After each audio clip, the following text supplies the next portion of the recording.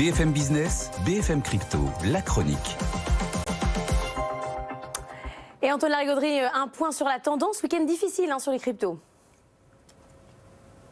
Oui, le Bitcoin tente une stabilisation juste au-dessus des 22 000 $, mais on a perdu un peu plus de 4% sur la semaine écoulée. L'Ether à 3,9. Le Dogecoin, quasiment 8,4% de perte. Un sentiment de fragilité pour commencer la semaine. Alors on a commencé d'en parler la semaine dernière, Antoine, mais il y a cette affaire autour du stablecoin qui n'est pas stable du tout, le BUSD.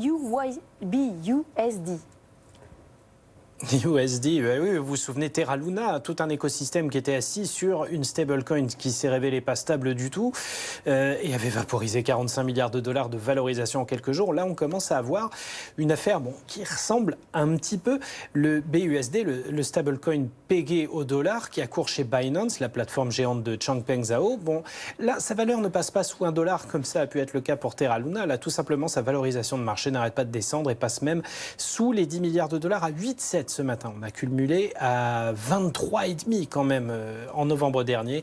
C'est quand même dire la chute. En fait, tout le monde vend, se fait rembourser en autres stablecoins.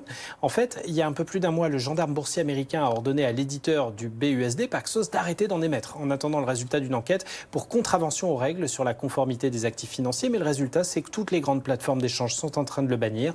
C'est le cas de Coinbase. Ce sera effectif le 13 mars prochain. Tout ceci était prévu par le patron de Binance, Changpeng Zhao, mais pour le moment, personne ne semble avoir de solution et tout le monde vend, alors que le nombre de places d'échange se raréfie et que de plus en plus de ces produits se heurtent à un cadre réglementaire de plus en plus strict.